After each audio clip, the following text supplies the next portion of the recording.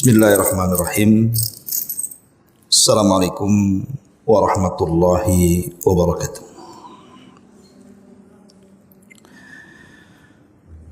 Alhamdulillah. Alhamdulillahi rabbil alamin.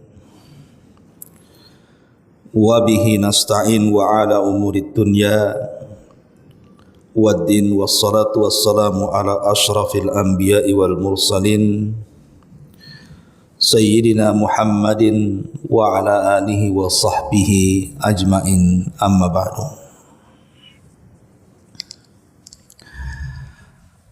Alhamdulillah, di pagi menjelang siang ini kita masih diberikan kesempatan untuk kembali bertalabul ilmi di Masjid Salahuddin Tiban Pajak, karena sebentar lagi kita akan menghadapi bulan Dzulhijjah,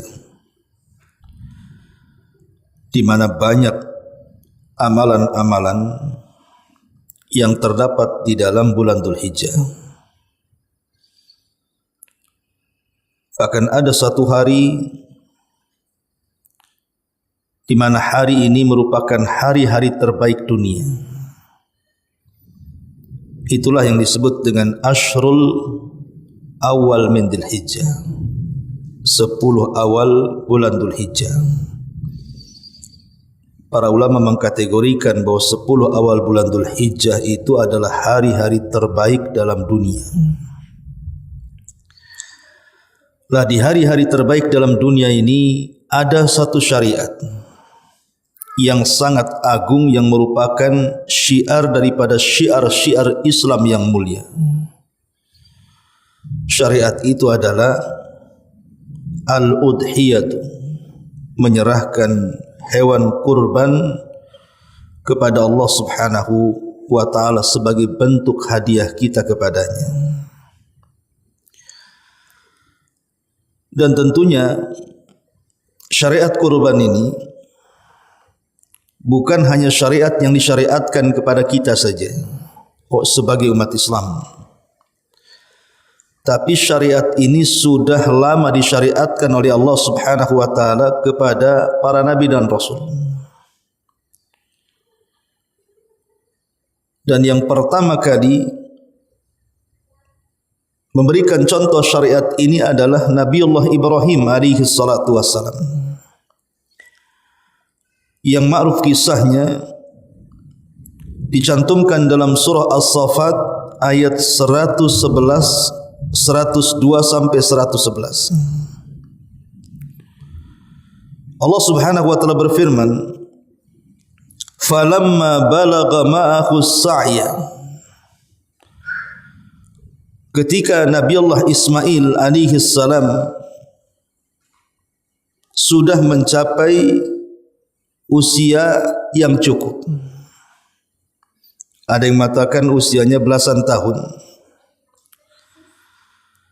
Qala, maka Ibrahim mengatakan, "Ya bunayya inni ara fil manami anni adbahuka fandur madza tara."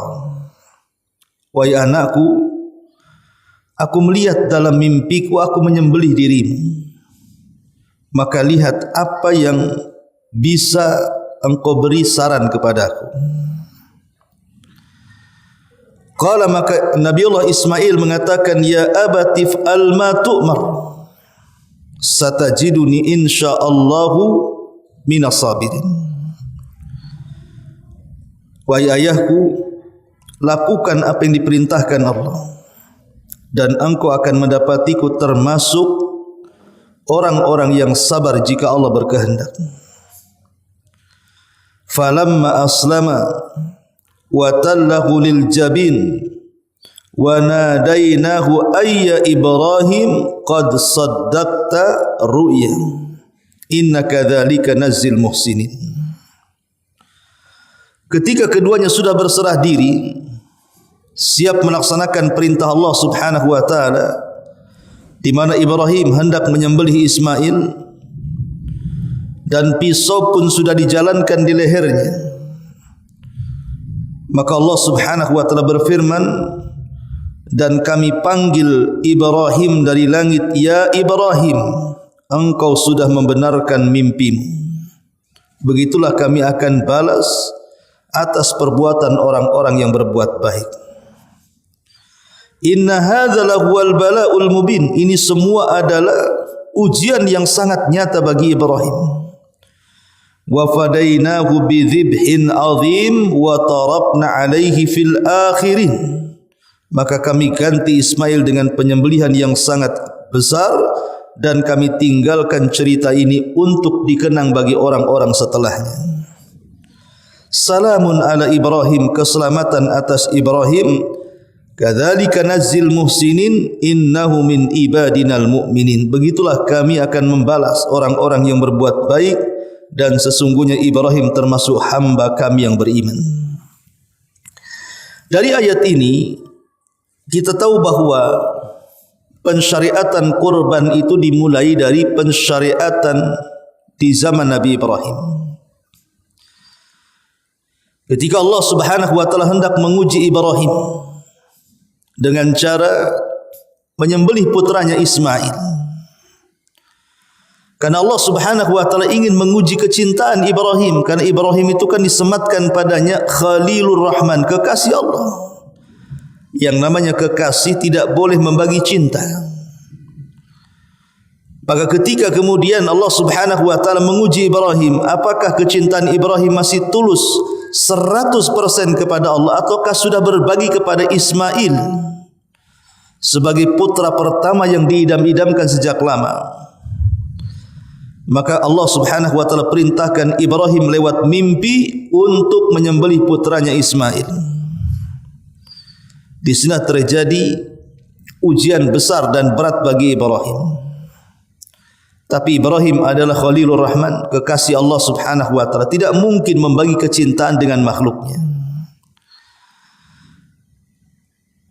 Jadi Ibrahim adalah manusia yang disematkan Khalilur Rahman.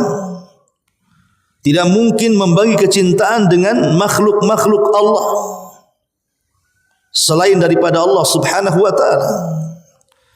Maka dia membuktikan kecintaan itu dengan cara menyembelih putranya Ismail. Melihat kejujuran Ibrahim sampai berani menyembelih putranya Ismail, maka Allah Subhanahu wa taala akhirnya mengatakan qad saddaqtar ru'ya, engkau sudah membenarkan mimpimu wahai Ibrahim, artinya engkau sudah melaksanakan perintahku dengan baik. Maka sebagai imbalannya Allah ganti Ismail dengan kambing untuk disembelih. Nah, saat Ibrahim menyembelih Ismail, turun kambing dari sorga. Kemudian kambing itulah yang disembelih Ibrahim alaihi salatu wassalam. Dari sinilah awal mula pensyariatan kurban. Awal mula pensyariatan kurban. Karena Nabi kita Muhammad sallallahu alaihi wasallam adalah penerus syariat Ibrahim, makanya kemudian Nabi kita Muhammad sallallahu alaihi wasallam pun mensyariatkan kurban kepada umatnya. Ma'asyiral muslimat yang dimuliakan Allah Subhanahu wa taala, tentu banyak hikmah yang kita akan peroleh. Kenapa Islam menganjurkan kepada kita untuk berkurban? Apa hikmah di balik kurban itu? Pertama, bahwa kurban itu adalah bentuk syukur kita kepada Allah Subhanahu wa taala. Jadi kurban itu bentuk syukur kita kepada Allah atas dua nikmat. Pertama, nikmat harta, yang kedua nikmat hidup. Allah Subhanahu wa taala sudah menganugerahkan kepada kita kehidupan sehingga kita bisa bernafas, kita bisa berjalan, kita bisa menikmati kehidupan dunia ini. Dan juga Allah Subhanahu wa taala sudah memberikan harta yang banyak kepada kita. Lah atas dua nikmat ini, nikmat hidup dan nikmat harta, maka sebagai bentuk syukur kita atas dua nikmat ini, salah satunya adalah dengan cara berkorban. Karena bersyukur kepada Allah Subhanahu wa taala adalah dengan cara beribadah kepada Allah Subhanahu wa taala. Sebagaimana Allah Subhanahu wa taala ketika menceritakan tentang Ashabul Fil, kisah Ashabul Fil, bagaimana Allah Subhanahu wa taala menghancurkan pasukan Abraha. Dengan hancurnya pasukan Abraha dengan burung-burung laut atau ababil, menjadikan negeri Mekah negeri aman. Saking amannya, mereka bisa melakukan perjalanan niaga sampai ke kota Yaman dan Syam tanpa ada orang yang mengganggunya. Asal dia mengatakan saya dari Quraisy saja, tidak ada satupun perampok yang berani menyentuhnya. Sehingga mereka berjalan ke sana kemari dengan aman. Tidak ada yang berani mengganggunya. Dengan nikmat aman ini, akhirnya mereka pun diberikan limpahan kekayaan yang luar biasa, sehingga mereka menjadi makmur hidupnya. Di sini Allah Subhanahu wa taala singgung dalam Quran, li ila fi quraisyin ila fihim rihlatash shita'i was-sayf falyabudu rabb hadzal bait alladzi at'amahum min ju'i wa amanahum min khauf. Allah Subhanahu wa taala mengatakan li ila fi quraisyin, kebiasaan orang-orang Quraisy itu mereka mengadakan rihlah, mengadakan safar untuk berniaga. Ke mana? Ke Yaman dan ke Syam di musim dingin atau musim panas. Dan mereka pun mendapatkan kemakmuran yang luar biasa. Mereka bisa makan, mereka pun aman, mereka tidak kelaparan. Dari sini Allah mengatakan nikmat ini harus disyukuri. Bagaimana cara syukurnya? Falyabudu rabb hadzal bait. Kalian harus menyembah Rabb pemilik Ka'bah ini. Jadi dari sini kita tahu bahwa ibadah itu adalah bentuk syukur kita kepada Allah. Apakah itu bentuknya salat, ataukah itu bentuknya puasa, ataukah bentuknya zakat, atau bentuknya haji, sebutkan ibadah apapun. Ibadah itu hakikatnya di baliknya adalah bentuk syukur kita kepada Allah. Lah salah satunya kurban. Kurban ini bentuk syukur kita kepada Allah Subhanahu wa taala atas dua nikmat harta dan juga kehidupan. Lebih daripada itu adalah karena Allah sudah menundukkan kepada kita binatang. Allah Subhanahu wa taala sudah menundukkan binatang kepada kita. Tidak ada satupun binatang yang berani kepada manusia. Kalau seandainya Allah tidak tundukkan binatang kepada kita, tentu kita akan sulit untuk memanfaatkan binatang. Tapi dengan ditundukkannya binatang kepada kita, sehingga kita bisa memakan dagingnya. Kita bisa makan daging ayam, daging kambing, daging sapi, daging unta, dan daging binatang-binatang yang dihalalkan kepada kita. Kita bisa meminum air susunya, susu kambing, susu unta, susu sapi gitu. Kita bisa mengendarai punggungnya seperti kuda, unta dan lain sebagainya. Dan dengan binatang-binatang itu kita bisa berdagang, mengangkut barang-barang di atas punggungnya dan begitu seterusnya. Betapa besarnya nikmat Allah dengan tunduknya binatang kepada kita. Allah hanya minta satu kepada kita, bersyukurlah akan nikmat-nikmat itu. Dengan cara apa? Berkurban. Berkurban dengan meneteskan darah binatang dan dihadiahkan kepada Allah Subhanahu wa taala. Ini yang pertama. Yang kedua, kurban itu bentuk tauhid yang paling tinggi. Ketika orang-orang musyrik mereka berkurban demi berhala-berhala mereka, sebagaimana yang terjadi di zaman bahula, di zaman dulu, bagaimana orang-orang musyrik Arab itu mereka mempersembahkan sembelihan-sembelihan mereka kepada Lata, Uzza, Manat, Khubal dan sesembahan yang lainnya.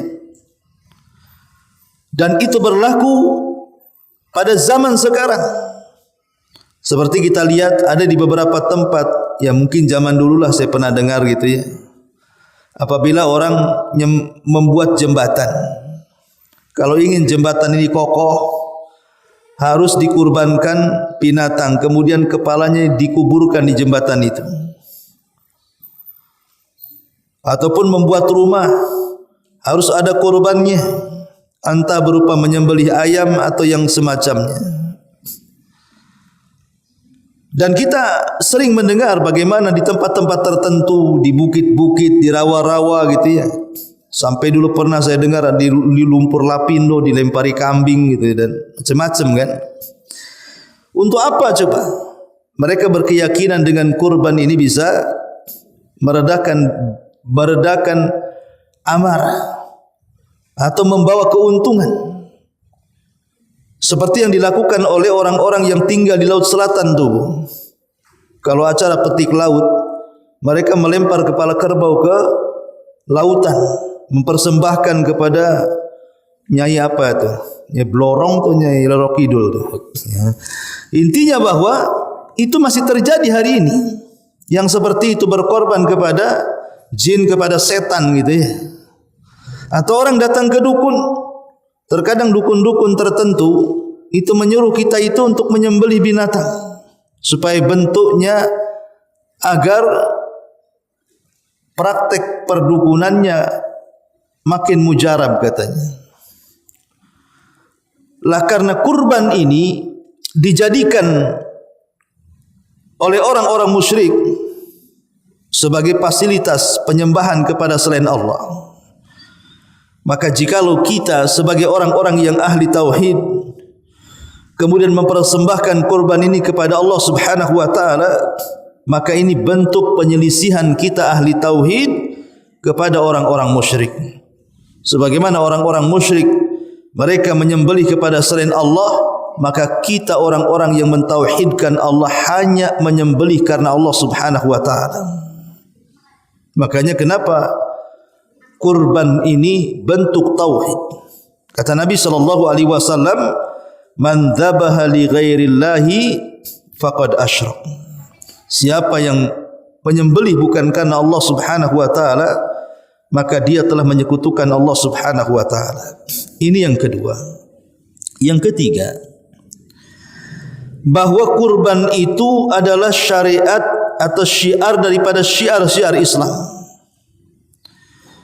Jadi kurban itu adalah syiar dari syiar-syiar Islam yang harus ditampakkan dan disyariatkan dalam rangka mendekatkan diri kepada Allah Subhanahu wa taala dan mengijabah perintah Allah Subhanahu wa taala.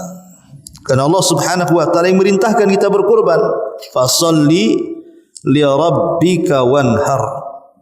Salatlah untuk Rabbmu dan berkurbanlah. Qul inna salati wa nusuki wa mahyaya wa mamati lillahi rabbil alamin. Katakan salatku, penyembelihanku, hidupku dan matiku aku serahkan kepada Rabb semesta alam. Jadi karena kurban ini satu di antara syiar-syiar Islam, maka siapa yang mengagungkan syiar-syiar Islam ini, maka itu alamat ketakwaan dia kepada Allah. Sebagaimana Allah mengatakan, "Dzalika wa man yu'azzim sya'airallah fa innaha min taqwal qulub." Yang demikian itu barang siapa yang mengagungkan syiar-syiar Allah, maka itu bentuk takwa dia kepada Allah Subhanahu wa taala. Kemudian yang keempat, bahwa kurban itu adalah ihya di sunnati Sayyidina Ibrahim. Di sunnati Sayyidina Ibrahim. Bahwa kurban itu adalah dalam rangka menghidupkan sunnah Nabi kita Ibrahim, Sayyidina Ibrahim, Tuan kita Ibrahim, yang merupakan bapa para nabi, termasuk bapa Nabi kita Muhammad sallallahu alaihi wasallam. Maka ketika kita berkurban, hakikatnya kita menghidupkan sunnah Ibrahim. Dan itu disebutkan di dalam Al-Quranul Karim, surah An-Nahl ayat 123. thumma auhayna ilaika anittabi' millata Ibrahim hanifan wa ma kana minal musyrikin. Kemudian kami wahyukan kepadamu wahai Muhammad agar engkau mengikuti agama Ibrahim yang lurus, dan tidaklah Ibrahim termasuk orang-orang yang terlibat dalam kesyirikan. Al-Imam Ibnu Jauzi rahimahullahu taala dalam kitabnya Zadul Masir ketika memberikan catatan, kemudian kami wahyukan kepadamu agar mengikuti agama Ibrahim. Maksudnya agama Ibrahim di sini mengikuti semua syariat Ibrahim, kecuali yang tidak dianjurkan untuk tidak diikuti. Tapi secara umum syariat Ibrahim harus kita patuhi. Atau yang kedua, maksudnya ikuti syariat Ibrahim di dalam menjauhkan diri dari berhala-berhala. Mengikuti agama Ibrahim dari segi tauhid, tidak menyekutukan Allah Subhanahu wa taala. Lah termasuk juga kurban. Kurban itu adalah syariat dalam bentuk tauhid, mempersembahkan hadiah kepada Allah Subhanahu wa taala, dan itu bagian daripada syariat Ibrahim. Maka ketika kita berkorban berarti kita mengikuti sunnahnya syariat Ibrahim. Ini yang keempat. Yang kelima, bahwa kurban itu tausiatu ala nafsi wal ahli wal masakin, wassilatu lirrahimi, wa ikramun lidhaifi, wa tawaddud lil jari, wa sadaqatu lil faqiri, wa fiha tahadduthun bi ni'matillahi ta'ala 'alal 'abdi. Jadi yang kelima, kurban ini adalah bentuk untuk menanamkan kebahagiaan, baik kepada diri sendiri, baik kepada keluarga, baik kepada orang-orang miskin. Jadi kurban ini untuk menerapkan perasaan bahagia dan membahagiakan orang lain, membahagiakan diri sendiri, membahagiakan keluarga dan orang-orang miskin. Dan ini ibadah yang paling dicintai Allah. Kata betapa banyak orang-orang miskin yang mereka jarang makan daging hewan. Ya mungkin di negara kita oke lah ya, orang miskin pun masih bisa beli kambing, beli ayam walaupun jarang-jarang. Tapi di tempat-tempat tertentu, di pengungsian karena ada bencana, ada peperangan dan begitu seterusnya, terkadang mereka tidak pernah merasakan enak lezatnya makan daging kan. Makanya ketika kita memberi makan mereka fakir miskin dengan cara memberi daging-daging kurban, apakah mentah ataupun matang, itu bentuk kita ini menanamkan kebahagiaan di hati-hati orang-orang. Dan Rasulullah SAW pernah ditanya tentang seutama-utama amal yang lebih dicintai Allah. Maka Rasul mengatakan, sururun tudkhiluhu ala qalbil muslim, kebahagiaan yang kau tanamkan kepada orang-orang yang beriman. Kemudian juga silatun lirrahimi, kurban juga bentuk silaturahim kepada kerabat dengan cara membagi-bagikan daging kurban kepada mereka. Wa ikramun lidhaifi, atau memuliakan tamu. Jikalau tamu tepat berdatang di waktu Idul Adha. Wa tawaddudu lil jar, ataupun merajut perasaan sayang kepada tetangga, menghormati tetangga. Wa sadaqatun lil fakir, ataupun dalam bentuk sedekah kepada orang fakir. Wa fiha tahadduthun bi ni'matillahi 'alal abdi, dan itu bentuk kita ini menampakkan nikmat Allah terhadap hambanya. Ini di antara hikmah yang kelima. Hikmah yang keenam. Hikmah yang keenam, bahwa kurban ini dalilun ala tasdiq al-mutlaq bima akhbara bihi Allah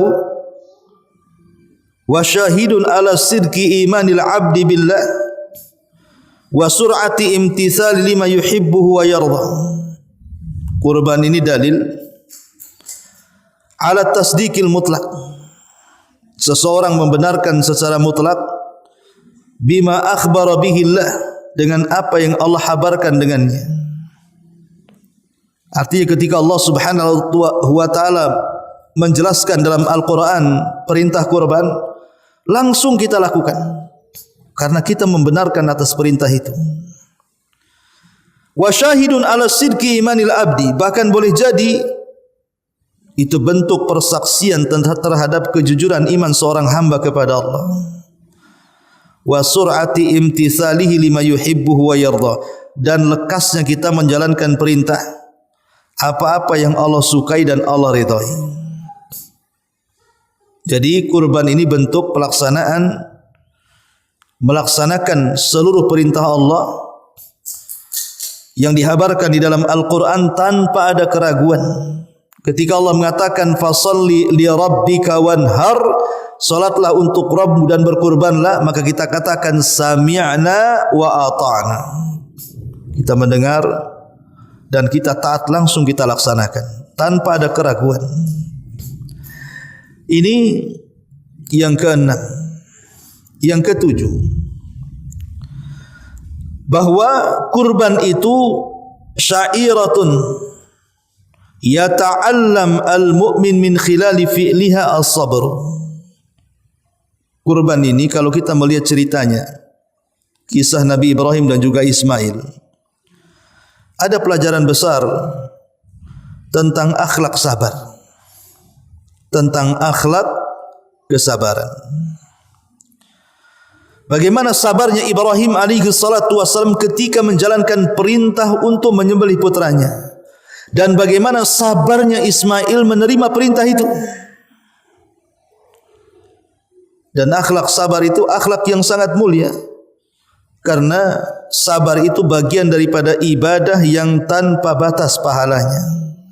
Innama yuwaffas sabiruna ajrahum bighairi hisab. Hanya saja kami memberikan balasan kepada orang-orang yang sabar itu tanpa batas. Maka dari kurban ini ada pelajaran besar tentang kesabaran. Tapi betapa banyak orang-orang yang setiap tahun mereka kurban, entah dengan sapi, entah dengan unta, entah dengan kambing, entah berserikat sapi, berserikat unta dan begitu seterusnya. Tapi akhlak sabar ini tidak ada pada orang-orang yang berkurban. Habis kurban marah-marah, habis kurban emosian, habis kurban nampar orang, habis kurban maki-maki orang dan begitu seterusnya. Berarti ibadah kurbannya tidak berpengaruh kepada perilaku kehidupannya. Padahal kurban itu di antara faedahnya adalah menimbulkan sifat sabar. Melihat kisah cerita bagaimana kesabaran Ibrahim dan putranya Ismail alaihi salatu wasalam ketika diberikan mihnah, diberikan ujian yang berat oleh Allah Subhanahu wa taala. Maka seberat apapun ujian itu, berusahalah kita sabar sebagaimana sabarnya Ibrahim dan juga Ismail alaihi salatu wassalam. Kemudian yang nomor 8. Yang nomor 8, dari kurban ini juga kita diajarkan oleh Allah Subhanahu wa taala agar kita senantiasa memberikan hadiah yang terbaik. Hadiah yang terbaik untuk Allah Subhanahu wa taala. Kepada makhluk saja tidak mungkin kita memberikan hadiah asal-asalan. Karena hadiah itu kan bentuk kita menyenangkan orang.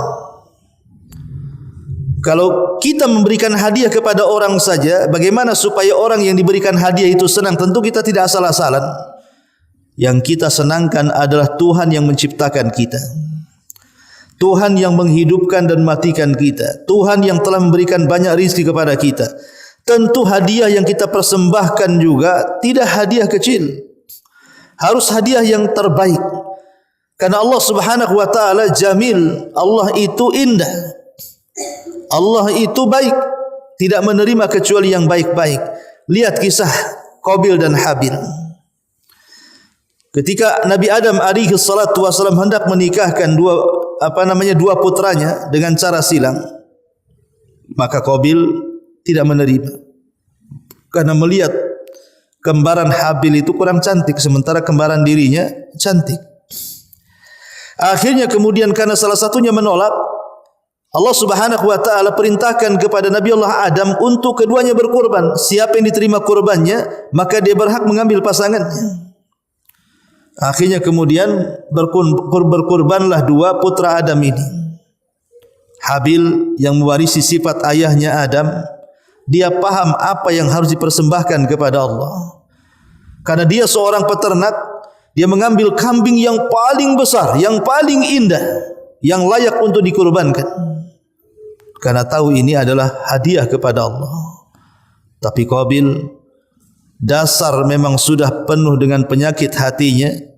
Dikiranya ini main-main, sehingga dia pun mengambil, karena dia seorang petani, dia pun mengambil buah-buahan yang jelek, yang buruk, yang tidak layak untuk dimakan. Itu pun yang dipersembahkan kepada Allah Subhanahu wa taala. Ya, secara otomatis korbannya Habil diterima dan korbannya Qabil ditolak oleh Allah Subhanahu wa taala. Akhirnya Qabil pun marah, kemudian mengancam untuk membunuh si Habil, dan ancaman itu tidak main-main sampai terbukti terjadi pembunuhan pertama di dunia. Qabil membunuh Habil. Syahidnya adalah Allah Subhanahu wa taala menerima kurbannya Habil dan menolak kurbannya Qabil. Kenapa Habil diterima kurbannya? Kenapa Qabil ditolak kurbannya? Karena Habil tahu apa yang harus dilakukan dalam berkurban. Dia tidak mungkin menyerahkan kecuali yang baik-baik, yang indah-indah. Innallaha jamilun yuhibbul jamal. Allah itu indah, tidak menerima kecuali yang indah-indah. Innallaha thayyibun la yaqbalu illa thayyiba. Allah itu baik, tidak menerima kecuali yang baik-baik. Makanya kalau kita hendak berkurban, carilah kambing terbaik kalau kita hendak menyembelih kambing. Carilah sapi terbaik kalau kita hendak menyembelih sapi, atau unta terbaik kalau kita hendak menyembelih unta. Jangan sampai kemudian kurban yang kita persembahkan itu kurban yang ada cacatnya. Makanya kenapa Nabi sallallahu alaihi wasallam mengatakan arba'un la tajuzu fi dhahaya. Ada 4 cacat tidak boleh seseorang itu mengorbankan kurban. Karena kalau tetap kemudian dikurbankan sementara dia memiliki cacat, maka korbannya tidak sah dan tidak diterima. Korbannya tidak sah, bahkan korbannya tidak akan diterima. Apa kata Nabi sallallahu alaihi wasallam? Pertama, ya, korbannya pincang dengan pincang yang jelas. Korbannya pincang dengan pincang yang jelas. Kemudian yang kedua, korbannya buta sebelah dengan buta sebelah yang jelas. Jadi kambingnya atau sapinya atau untanya atau hewan kurbannya dia buta sebelah dengan buta yang jelas. Kemudian yang ketiga, kurbannya sakit dengan sakit yang jelas. Kemudian yang keempat, kurbannya terlampau kurus karena terlampau tua, tidak bersumsum. Ya. Lah ini menunjukkan bahwa kenapa Nabi sallallahu alaihi wasallam mengatakan kalau ada 4 cacat ini korbannya tidak akan diterima, menunjukkan bahwa dalam berkorban itu memberikan yang terbaik. Kambing yang tidak buta, kambing yang tidak pincang, kambing yang tidak kurus, kambing yang tidak sakit. Berikan yang terbaik kepada Allah Subhanahu wa taala. Semoga itu menjadi penerimaan yang baik di sisi Allah Subhanahu wa taala. Ma'asyiral muslimat yang dimuliakan Allah Subhanahu wa taala, inilah di antara 8 hikmah kenapa kita disyariatkan berkorban. Adapun sedikit hal-hal yang berkaitan dengan korban. Pertama, hukum kurban. Hukum kurban menurut mayoritas para ulama sunnah muakkadah. sunnah muakkadah. Tapi menurut ulama yang lain seperti Abu Hanifah, korban ini hukumnya wajib. Korban ini hukumnya wajib. Baik yang mengatakan sunnah muakkadah, baik yang mengatakan wajib, tetap saja artinya korban itu tidak pernah ditinggalkan Nabi sallallahu alaihi wasallam. Bahkan dijelaskan oleh Abdullah bin Umar radhiyallahu anhuma, Nabi berada 10 tahun di kota Madinah. Dia tidak pernah meninggalkan kurban sejak disyariatkannya.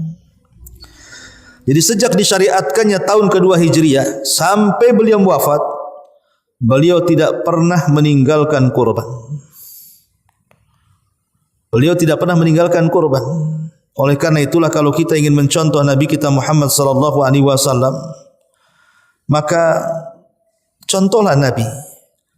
Kalau kita punya kesanggupan untuk berkurban, berkurbanlah tiap tahun. Itu yang dilakukan Nabi sallallahu alaihi wa ala alihi wasallam. Jadi secara hukum memang ada yang mengatakan sunnah muakkad, ada yang mengatakan wajib. Yang kedua, tentang waktu kurban. Waktu kurban itu dilakukan setelah salat Id. Setelah salat Id, dan ini madhab Hanafiyah, madhab Hanabilah, dan yang dipilih oleh Imam At-Tahawi dan Syaukani dan Al-Imam Ibnu Utsaimin rahimahullahu taala. Kemudian yang ketiga, tentang waktu berapa hari korban itu boleh dilakukan. Pendapat yang pertama bahwa korban itu dilakukan ayyamut tadhiyati, hari-hari yang bolehnya kita menyembelih, dan itu 3 hari. Hari Id dan 2 hari dari hari tasyrik.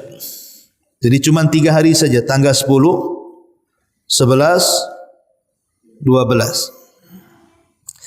Pendapat yang kedua bahwa penyembelihan kurban itu 4 hari.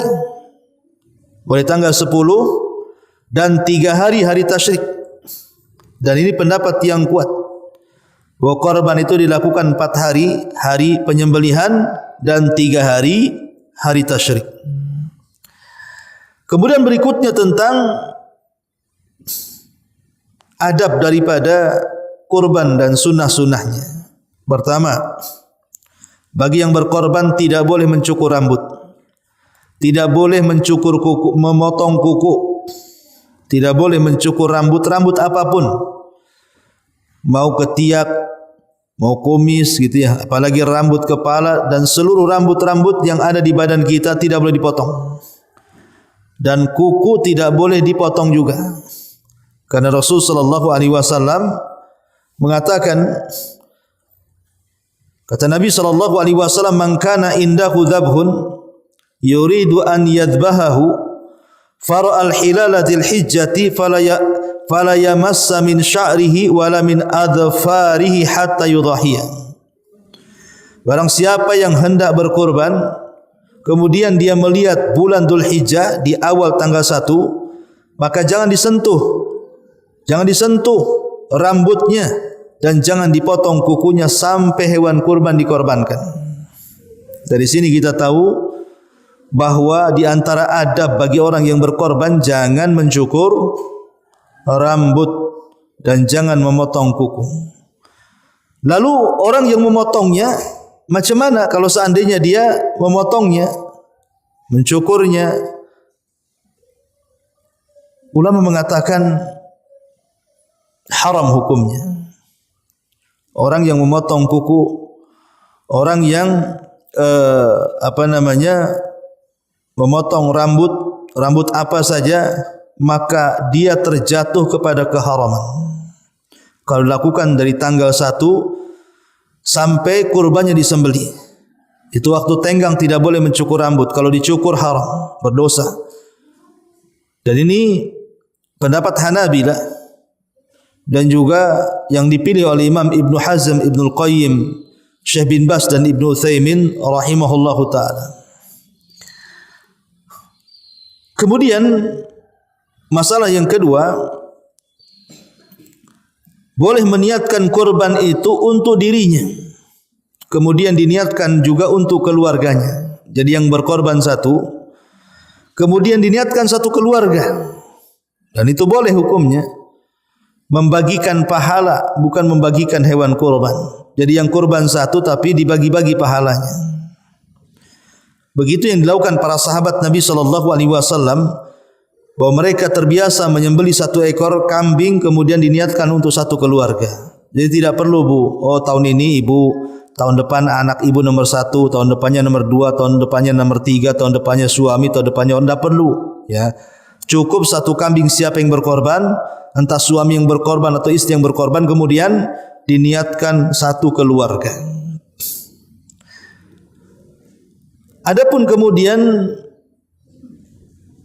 penyembelihan, tentang pembagian penyembelihan, maka jumhur ulama mengatakan bagilah hewan kurban itu menjadi 3 bagian. Sepertiga untuk yang berkorban, sepertiga dihadiahkan, dan sepertiga disedekahkan. Sepertiga untuk yang berkorban, sepertiga bisa dihadiahkan, dan sepertiga bisa disedekahkan. Kemudian juga bolehnya seseorang menyimpan hewan kurban. Oh, di zaman dulu memang tidak boleh lebih dari 3 hari. Tapi kemudian perintah itu dimansuh, karena di zaman sekarang apalagi sudah ada kulkas kan, boleh kita meletakkannya. Bahkan yang ajaibnya, daging kurban tahun kemarin masih di kulkas ibu sampai tahun sekarang. Artinya kan bisa disimpan gitu ya. Dan itu dibolehkan. Dulu pada awalnya tidak boleh. Tidak boleh lebih daripada 3 hari. Tapi kemudian diluaskan hukumnya sehingga boleh. Inilah diantara hikmah di dalam pelaksanaan ibadah korban. Intinya adalah karena kurban ini adalah sebuah hadiah yang kita hadiahkan kepada Allah Subhanahu wa taala, maka carikan kurban terbaik. Kurban terbaik yang dicontohkan Nabi SAW, kalau kambing maka kambing yang gemuk. Kalau kambing maka kambing yang bertanduk, artinya jantan, dan warnanya putih kehitaman. Jadi lebih mendominasi putih, kemudian di sekitar matanya ada hitam dan kakinya. Itu kalau memang ada warna seperti itu. Tapi yang jelas bahwa carilah kambing-kambing yang berwarna indah, jantan, kemudian gemuk, tidak sakit, tidak punya cacat, tidak pincang, tidak buta, dan tidak kurus, ya. Karena ini adalah hadiah yang kita hadiahkan kepada Allah Subhanahu wa taala. Wallahu a'lam bishawab. Sampai di sini. Silakan kalau ada yang mau bertanya seputar kurban. Iya, bedanya kalau dihadiahkan itu boleh kepada orang kafir. Orang, umpamanya kita punya tetangga non muslim. Dia kaya, enggak miskin. Boleh ibu kasih. Karena tetangga gitu ya, hadiah ibu kepada mereka. Atau kepada orang kaya yang merupakan mungkin kerabat atau teman, satu kantor, satu pekerjaan, satu komplek gitu ya. Nah, itu namanya hadiah, Bu. Jadi bisa diberikan kepada orang kaya, bisa diberikan kepada non muslim. Tapi kalau sedekah tidak diberikan kecuali kepada fakir miskin, kepada orang yang membutuhkan, kepada orang yang berhajat, kepada orang kelaparan. Nah, itulah. Kemudian juga dihadiahkan itu maksudnya untuk kerabat. Untuk kerabat. Ibu mengundang sanak famili ibu, kerabat ibu, ibu makan masak besar gitu ya. Masak rawon, masak rendang, masak apalah. Kemudian diundang karib kerabat, kemudian makan bersama di rumah ibu, itu bentuk hadiah artinya. Tapi kalau sedekah, maka itu di luar daripada kerabat. Orang lain yang miskin, orang lain yang fakir, ya, ibu kasih makan mereka, entah daging mentahnya, entah daging matangnya. Itu bedanya hadiah dan sedekah. Wallahu a'lam.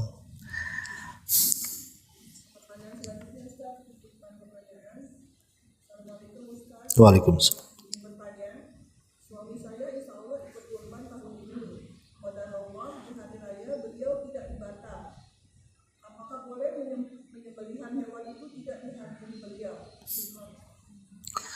Ya alhamdulillah, menghadiri hewan kurban itu sunnah hukumnya. Menghadiri hewan kurban itu sunnah hukumnya. Dan yang paling afdol adalah menyembelih sendiri. Yang paling afdol adalah menyembelih hewan kurban dengan tangannya sendiri. Tapi kalau tidak bisa dan tidak punya keberanian, maka boleh diwakilkan kepada orang yang dipercaya di situ. Dan dia cukup menyaksikan. Memang ada hadis yang lemah. Hadis ini lemah, tapi maknanya sahih. Bahwa setiap tatapan kedua mata orang yang berkorban kepada darah yang menetes dari kurban itu menggugurkan dosanya. Ya. Jadi kalau memang tidak bisa menghadiri, diwakilkan penghadirannya. Pokoknya suaminya tidak bisa hadir, istrinya lah hadir. Nanti istrinya kan bisa video call sama kambingnya, Bu. Ya. Kambing yang sedang disembelih itu kan bisa di video call kan. Kan nampak tuh kambing dia sedang disembelih. Atau kalau memang sama sekali tidak ada satupun perwakilan, ya tidak masalah. Allah tahulah itu korban dia. Allah Maha tahu. Gak mungkin kalau dia nggak ada tiba-tiba diklaim korban orang, kan tidak. Allah Maha tahu. Wallahu a'lam.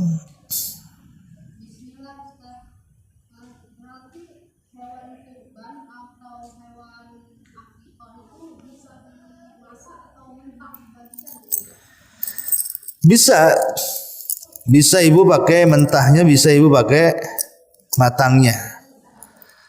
Ya terserah gitu ya. Karena kan intinya itu penyembelihan, Bu. Seperti akikah itu kan penyembelihan karena kelahiran. Kalau kurban ini penyembelihan karena penghadiahan setiap tahun sekali kepada Allah Subhanahu wa taala. Di sini ada pertanyaan, Afwan, izin bertanya, lebih diutamakan mana, berkurban satu hewan kurban dengan kualitas terbaik atau memilih 2 ekor dengan kualitas biasa, Ustaz? Iya, berkorban dengan satu hewan kurban terbaik lebih baik dibandingkan 2 ekor yang biasa. Karena intinya adalah kita ini menghadiahkan sesuatu kepada Allah. Maka kita yang terbaik, lihat Nabi SAW itu dijelaskan, beliau berkorban dengan 2 ekor kambing, dua-duanya gemuk, dua-duanya bertanduk, dua-duanya berwarna indah, putih kehitam-hitaman. Jadi ibrahnya adalah bukan 2-3 ekornya, tapi kualitasnya. Kan ini hadiah bentuknya. Sebelum darah itu menetes ke bumi sudah sampai kepada Allah Subhanahu wa taala. Wallahu a'lam. Iya.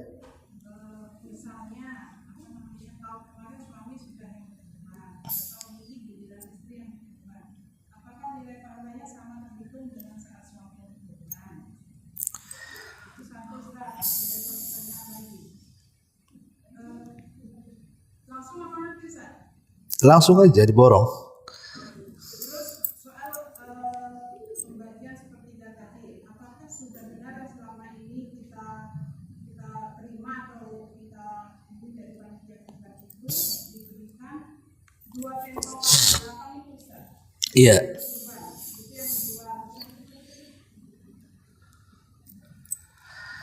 Itu yang kedua. Oke.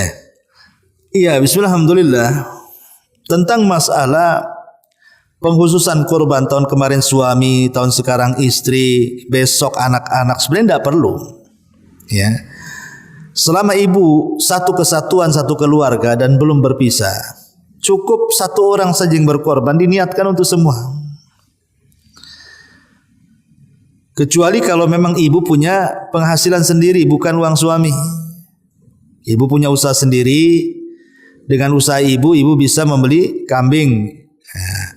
Tapi kalau semua penghasilan dari suami, biarlah suami saja ibu dorong berkorban.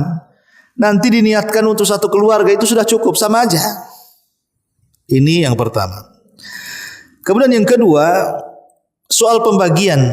Apakah sudah benar yang dilakukan orang-orang sekarang? Ya saya tidak tahu, tapi yang jelas bahwa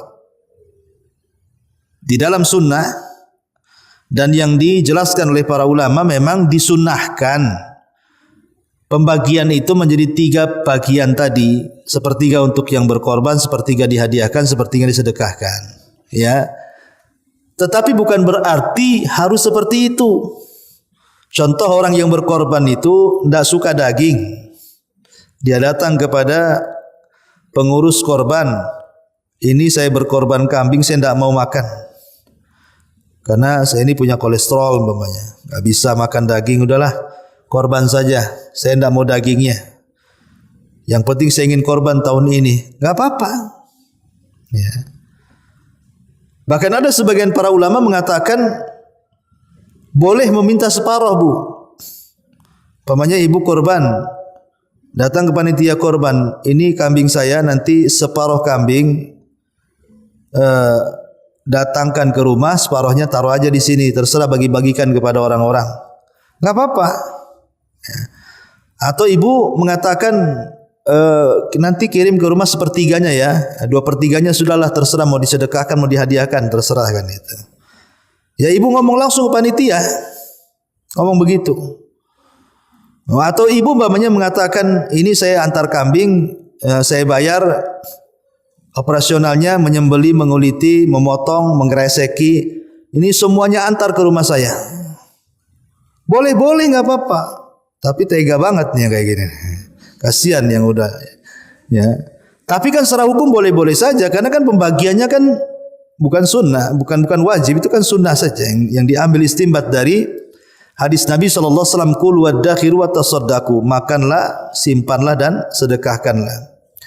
Intinya bahwa ya saya juga dengar juga di beberapa masjid kadang-kadang yang berkorban itu cuman dapat 1 kresek atau 2 kresek, kadang-kadang isinya jeroan, dagingnya udah disimpan panitianya kan.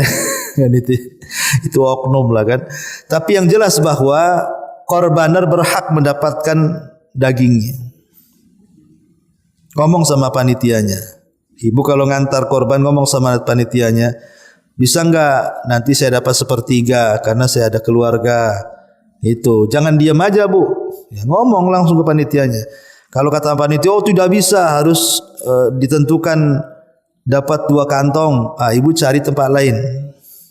Cari panitianya yang enak gitu ya. Ini panitianya diktator, enggak bisa ini. Jadi kan ibu bisa ngomong. Dan kalau ibu ingin lebih selamat, sembeli sendiri aja di rumah ibu kan. Depan rumah ibu sembeli, makan dengan tetangganya. Enggak masalah. Tapi kan tidak semua orang bisa nyembeli. Dia harus datang ke masjid kadang-kadang, karena di masjid biasanya timnya lengkap. Mulai yang menyembeli, yang menguliti, yang memotongkan, jadi tahu bersih saja kan itu ya. Lebih enak lagi gitu. Wallahu a'lam. Pertanyaan selanjutnya, mana lebih utama Ustaz? Meniatkan kurban dahulu atau bersamaan dengan akikah anak laki-laki yang itu 2 kambing? Terus apakah boleh 1 kambingnya itu niatkan untuk 2 niat, kurban dan akikah anak? Oh ya, alhamdulillah. Kalau di waktu kurban tidak ada ibadah yang lebih mulia melebihi kurban. Artinya tanggal 10, 11, 12, 13 itu waktu kurban. Tidak ada amalan melebihi kurban yang paling afdal. Jadi tidak ada amalan yang paling afdal melebihi kurban pada waktunya. Jadi kalau waktunya waktu kurban, tidak ada ibadah yang melebihi kurban. Maka dahulukan kurban dibandingkan ibadah yang lain, termasuk akikah. Tapi kalau ingin menjama boleh. Ibu punya 2 kambing, 1 untuk kurban, 1 untuk akikah, ya tidak ada masalah. Tapi kalau 1 kambing 2 niat tidak boleh. Ya karena itu waktu-waktunya kurban dan waktu akikah itu terbentang panjang. Sementara kurban itu waktunya pendek. Ya, dalam pendapat yang sahih wallahu alam, akikah itu bisa dilakukan kapan saja. Tapi korban kan tidak bisa dilakukan kapan saja. Dia hanya bisa dilakukan di waktu-waktu kurban saja. Wallahu a'lam. Ya. Mana lebih utama kita berkurban 1 kambing dengan seharga sapi yang 7 orang, secara harga sama gitu. Tapi mana lebih utama, apakah kita bertujuh dengan 1 sapi atau Ya, alhamdulillah. Terjadi silang pendapat tentang mana yang lebih utama, korban kambing, unta atau sapi. Ada sebagian para ulama mengatakan yang paling utama adalah kambing. Karena Nabi SAW setiap berkurban selalu kambing. Selalu kambing. Jarang dia berkurban dengan hewan yang lain. Tetapi Al-Imam Ibn Utsaimin mengatakan bahwa keutamaan berkorban bukan dilihat kambing, sapi atau unta, tapi yang banyak manfaatnya. Yang banyak manfaatnya, artinya kalau sapinya kurus, 7 orang lagi kan dapat sedikit. Bagus, kambing aja yang gemuk 1. Atau dibalik, kambing kurus, sapi gemuk gitu ya. 7 orang sapi terkadang lebih banyak dagingnya dibandingkan 1 ekor kambing. Jadi intinya bukan masalah kambing atau sapi, intinya adalah yang banyak manfaatnya. Kalau makin banyak dagingnya kan manfaatnya makin banyak lagi disedekahkan. Dan ini pendapat yang kuat wallahu alam, yang paling banyak manfaatnya. Iya.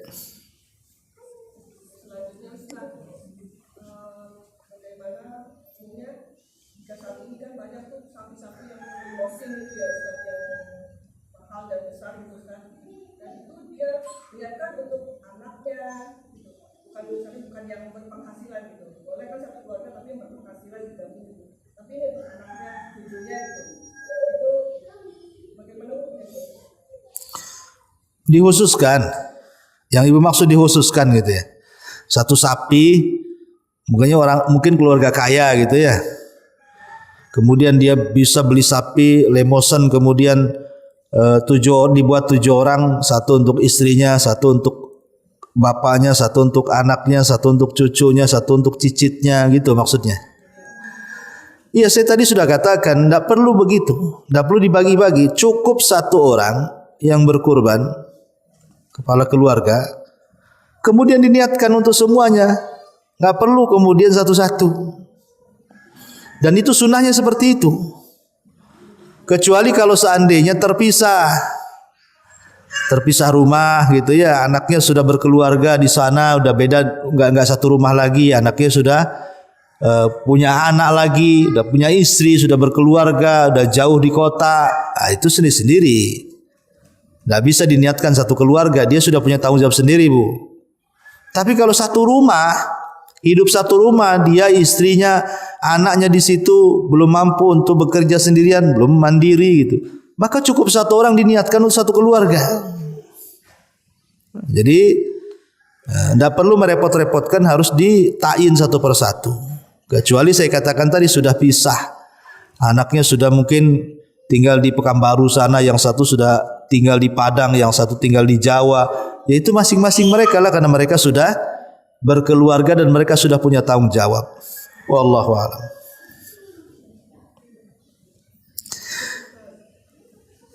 Sudah? Oke, alhamdulillah. Subhanakallahumma bihamdika asyhadu an la ilaha illa anta astaghfiruka wa atubu ilaik.